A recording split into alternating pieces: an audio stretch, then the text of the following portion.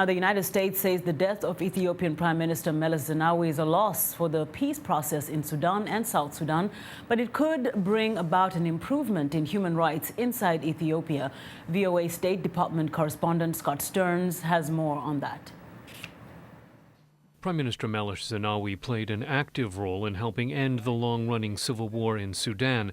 The U.S. Special Envoy for Sudan and South Sudan, Princeton Lyman, says his passing is a great loss. He was always a source of great counsel, wisdom, but he also played a very dramatic role in helping bring about stability in Sudan and South Sudan, most particularly in providing peacekeepers to the troubled area of Abyei. Mr. Meles also backed African Union peacekeeping efforts in neighboring Somalia.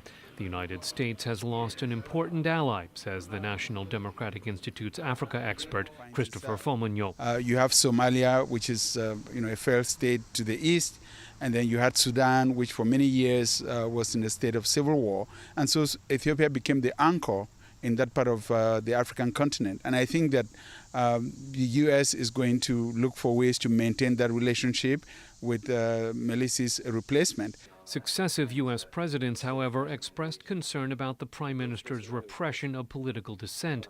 State Department spokeswoman Victoria Nuland says Washington hopes Ethiopia's new leaders will improve human rights. We have not been shy about expressing concern where it's necessary, particularly with regard to journalist freedom, human rights, etc. So you'll note that there is a reference to that in the public statements that we're making today, and we would always look for further improvements that can strengthen the system and support for people across Ethiopia. Human rights abuses leave Prime Minister Meles with a mixed record, says Christopher Fomonyo. The infrastructure is much improved now compared to what it was in the years of the Civil War.